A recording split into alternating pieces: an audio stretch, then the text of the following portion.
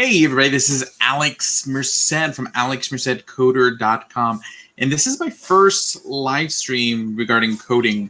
This is actually being live streamed to my Facebook page, Alex Merced Full Stack Developer. So if you don't like the Facebook page, do like the Facebook page, so that way you can actually participate in these live streams and actually ask questions live, and you can see your questions show up live on the screen, and it's very cool. Okay, so do check that out. Also, make sure to follow me on Twitter and LinkedIn and on Instagram. All of them's Alex Merced Coder is the username for all three platforms. And then for our first sort of foray into live streaming, I figured what I would do is we would do a introduction to Express. Okay, so basically, what do you need in order to follow along? You need to have Node installed on your computer, which you can get at nodejs.org. You would need to have a browser like Chrome and a code editor like Visual Studio Code, which is what I'm using here. Okay, so what I'm going to do is I'm going to open up a new folder. So in my little backend folder where I do little backend projects, we're going to say new folder. Intro to Express. Now, Express is what's called a backend framework. So a backend framework, what it does, it's a framework for handling everything that a server does in the backend, which really falls into several different categories. Routing, so basically, well, really it comes down to request handling. You have a server, people are making requests to that server. Your server is going to process that request and send a response, which could be HTML files, CSS files, whatever. But that whole part of processing a request and sending a response back to the user, that's all on the server. That's all the back end. And Express, that's what Express handles. It's one of many different back end frameworks in JavaScript alone, much less in every other language.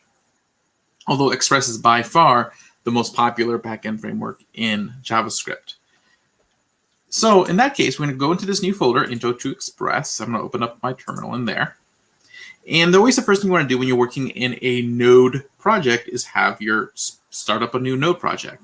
So in the same way that a new Git repository is created by doing git init, okay, a new Node project is done by doing npm init -y. Okay, so init means initialize new project.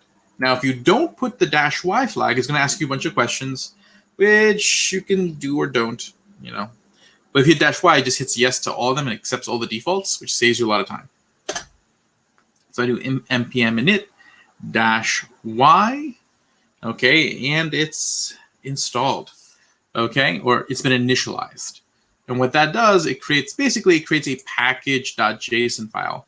And essentially, anytime you run Node in a particular folder, what it's going to do, or Node anywhere in your terminal, what it does, it looks for the first package.json file it can find. So if it doesn't find one in the folder that it's in, it'll look in the folder above. And if it doesn't find one, then it's like, I don't know what you want me to do. Actually, it just looks in the folder that it's in. So if there's not a package.json in the folder that it's in, it just won't do anything. So right now, the package.json file has this information. Really, the only thing that's particularly important right now is this scripts thing, which you can create scripts to run. Although right now, we're just going to run plain vanilla node commands. So we'll just type in node, the file name. Okay, and then here specifies the main file of the project. So in that case, right now it says index.js. I'll stick with that. So I'm going to create a new file called index.js. And just to kind of show console.log, hello world. The cool thing about having your main file is that if I literally just type in the word node, it doesn't know what file I want to run. So what it does, it looks for package.json inside the same folder, and then looks to see if there's a main file. And if there is, it runs that file. So if I just type in node, it's just going to run that index.js. Okay. Oh, that's right.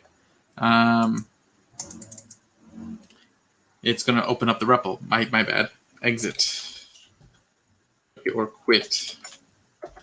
Or Q. Or I'll just hit Control C just to be exit, press Control C, or type in .exit. There we go. Okay, that's the REPL if you want to do node commands. What am I thinking of? I'm thinking of npm. I think if I just do npm run, not run the index.js. No, is it just npm? No. Well, I'm blanking out right now, but there is a way that it'll just run that file. Okay, so in that case, I'm not going to worry about that right now. We'll just do it the old-fashioned way. Just type in node index.js, and index.js will run. Okay, cool. That's really all that matters. Cool. And if I wanted to create a script, so let's say I wanted to do like npm run start,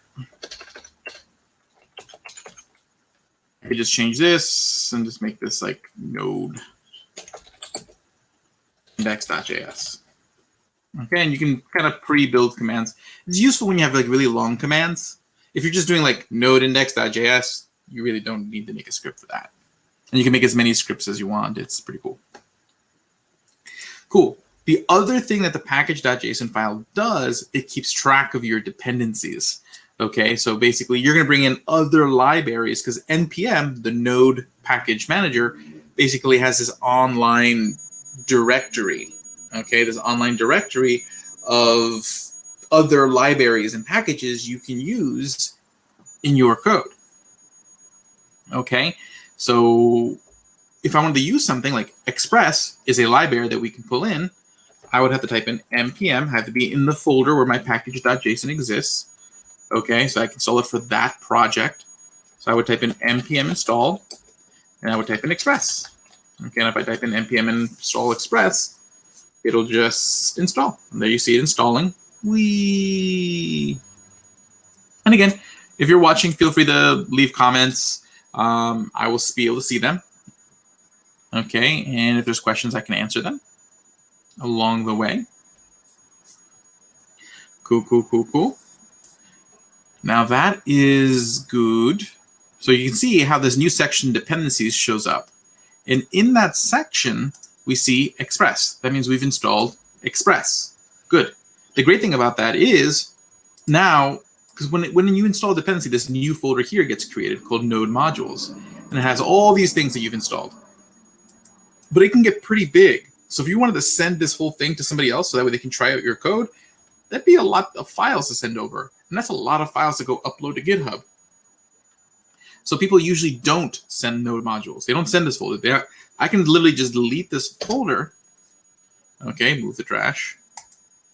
Okay, I'll just delete that folder. But because the package.json knows what my dependencies are, I can just type in npm install. It goes back inside my package.json folder and reinstalls all my dependencies. I can just send them everything but the node modules folder, which is a lot smaller, and they can just type in npm install on their computer, and now they have everything they need to run the code the way I run it, without me having to send them a whole bunch of files. So that's one of the really cool things about the node package manager. It makes it really easy to send code to make code portable without making that portability bulky. Okay, cool. So we installed Express. That's great. That's wonderful. Now what's Express used for? The main thing is to create servers. Okay, we're not going to get super detailed here. We're just going to show you some of the basics. Okay, I'm probably going to keep this around, about 20 minutes. So we'll see what more I can do within the next 11 minutes. But if I want to bring in a library, so if I'm using npm and I want to do const express, usually you have to bring in the library. Usually you put it in a variable that's named after the library. So that way it just makes more sense that way because it's got the same name. So I'm going to do const express. That's the variable I'm making. That's going to hold the stuff. And then I'm going to use this require function. What this require function does, it says, oh, you want to bring in something from another file. I want to bring it in from Express. Now, when I type in a freestanding word like this, it's actually going to go look in my node modules folder, which I thought I reinstalled. Okay, intro to Express, but I don't see it. npm install. Where did it put it?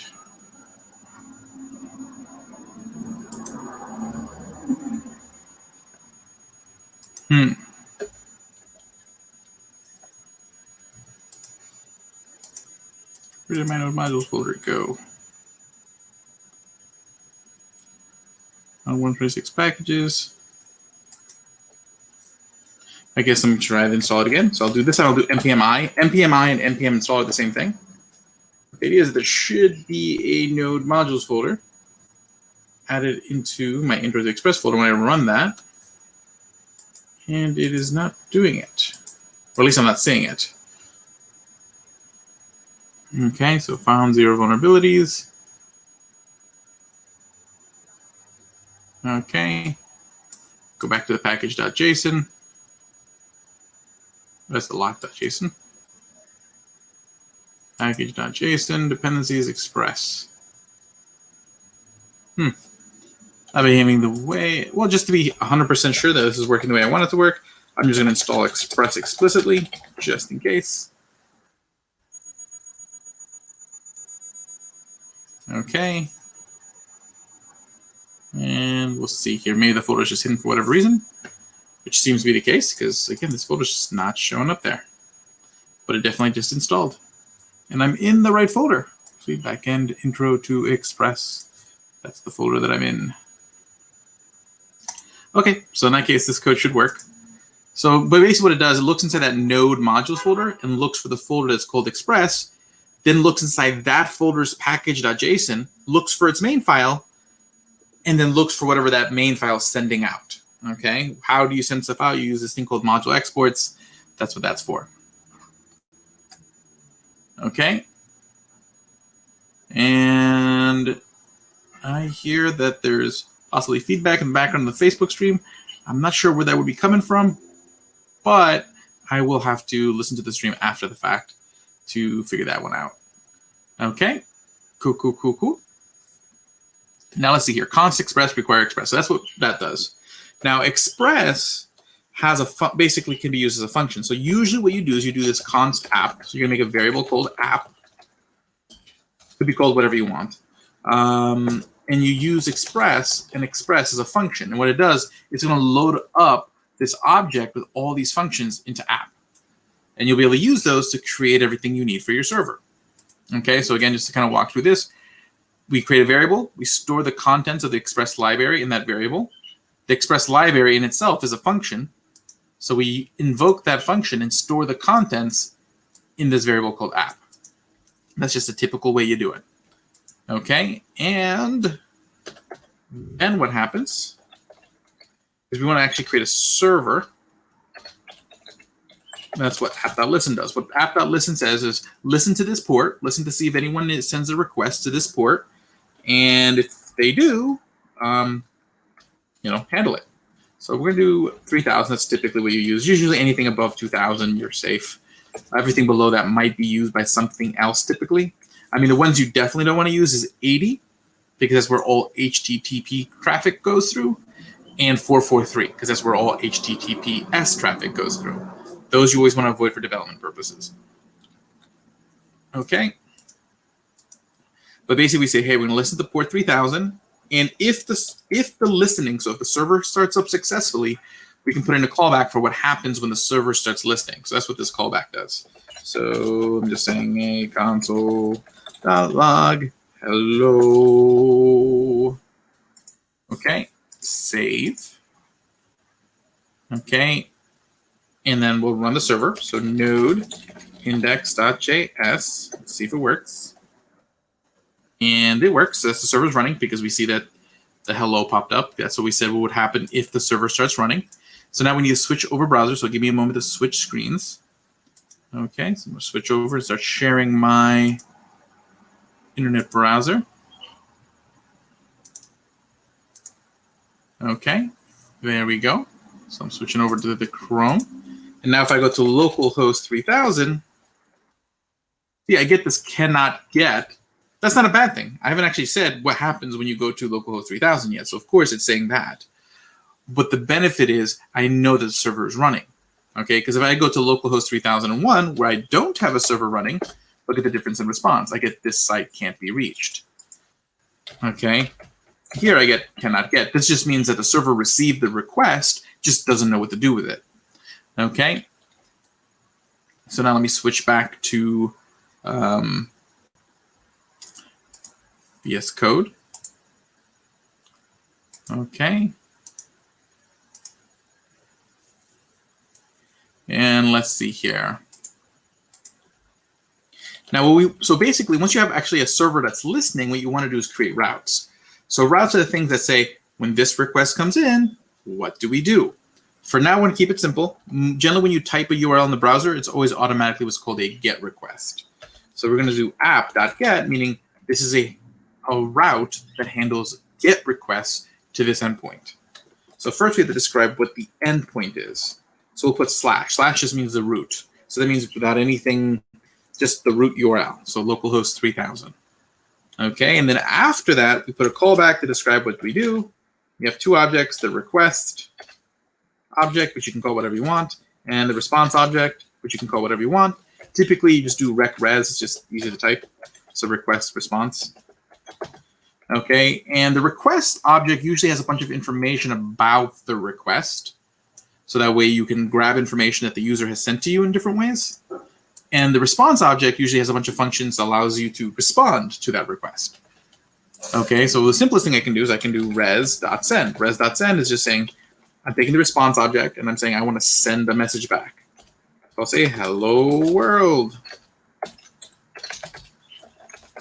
Save. Okay, so now let me restart the server, because the problem is that it loads all these routes when you start the server. So if you make any changes, you have to restart the server so that way it reloads all those routes into memory. Okay, or else you won't see the changes reflected. Okie dokie, let's see here.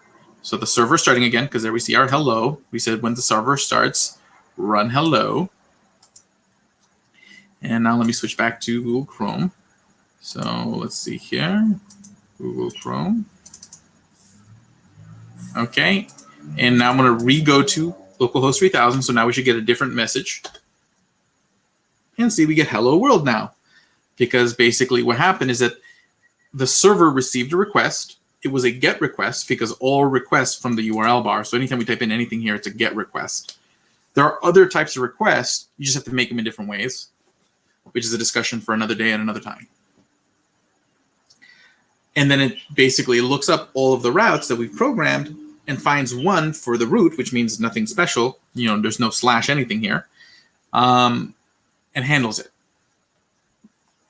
Now you can create all sorts of really cool routes. Okay, so let's try to see if we can create one more before the end. So let me stop sharing. Let me go back to Visual Studio Code. And I'm just going to try to illustrate two things in one. So we're going to do app.get. I'm going to make a route that starts with /cheese, because why not? But then we're going to use this, okay? And I'm just going to call this @variable. Okay, the idea is that you can create parts of your route that are variables. So what this does is that whatever I put after cheese, it gets stored in a variable called variable. Okay, very creative. Now, how do I access that? Okay, we're going to say, again, we do our callback, which is going to be rec, res. Then we do this. Okay, and I'm going to pop that there before I forget. Okay, cool. And basically what I want to do is I'm going to res.send. And I'm going to res.send that variable, so whatever we send here. Okay. Which is going to be in an object. So request has all these objects inside of it. There's different objects depending on where the information is coming from. One of them is called params. Params come from any URL params that we defined in our route. So we defined one param, which is called variable. So that in that object, there's going to be a variable called variable. So rec.params.variable. Now what I'm also going to do is show you rec.query. Rec.query stores URL queries. So we haven't I can't show it to you here in the back. I have to show it to you when we get back to Google Chrome. But I'm going to say that we're going to have a query called cheese. Okay. So basically, this URL, this endpoint, will show you the result. We'll send back those two variables. That's and actually not a. Let me 1 moment. This is not a console log, so I can't just do a comma there. So I'm going to do a plus. And then I'm going to put this in backticks because it needs to send back like a string. And use interpolation. Okay. I'll do the same thing here. So it's just going to send me back a string, and I don't need this plus here. Send me back a string with these two variables. Okay, so that way we can see the results of both of those variables. So let's go back to Google Chrome and stop screen. Let's share Google Chrome. Oh, okay. So we have a question. Okay, from David Fontenot. Please spend a little more time explaining why we use request response. I will come back to that one more time before. Actually, well, I'm on Google Chrome, so let me first do that. So let's go back to Google Chrome here. And now that I've specified the route called cheese, okay, now that I've specified a route called cheese, and then again in my backend, I specify that anything after cheese is a variable. So I'll just call this Gouda, okay. And then I said that I could do a URL query. The URL query always starts at the end of the URL. I put a question mark. That means I'm now going to add a query to the end of the URL.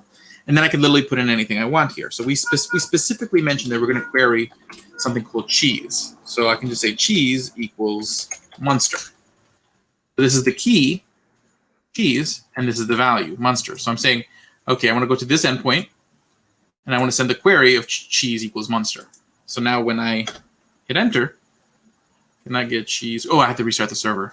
So let me restart the server real quick. So Control C, node index.js. Okay, the server's restarted. Okay, and now let me do this again. And so you get Gouda Munster because it gets the Gouda from this part of the URL, and it gets the Munster from the cheese equals Munster. Okay. And share screen here. And just to kind of reiterate how we got that. Okay. So again, so here we said the param, so that was the Gouda in the URL. Because again, we said that variable, anything we put here is a variable. And that query we put at the end of the URL got grabbed through the rect.query. So again, the request object represents all the information that's basically what Express does. It creates this request object and packages all this information that is part of that comes from the user's request. So when the user sends that request saying, hey, I want to hit this URL, and it gets to my server, anything you'd want to know about that request is in this object. Like if you console log this object, it's huge. Res is an object, again, that represents our response. We need to respond, send something back. And res has a bunch of functions in it. So far, we've only seen send that will allow us to send something back. So there's also like res.json, res.render, res.sendFile. There's all these different response ways we can send a response back to the end user. But the point is, again, basically every route is handled by a request that we receive, which is the rec, and the response that we need to send back, which is res, that helps facilitate that. Express always passes these two objects into our routes because that's just the way Express is created. It just passes those in. So any callbacks that we pass into our routes have to, we have to make sure we factor that in. So that's just the way it is. That's the way Express was designed. Okay, so that's as much of an intro as an Express I'm going to do today. This is my first live stream over there at the Alex Merced Full Stack Developer Facebook page. So which you can find at facebook.com/AlexMercedCoder. Yeah, just hopefully you guys enjoyed this and have a great day and enjoy.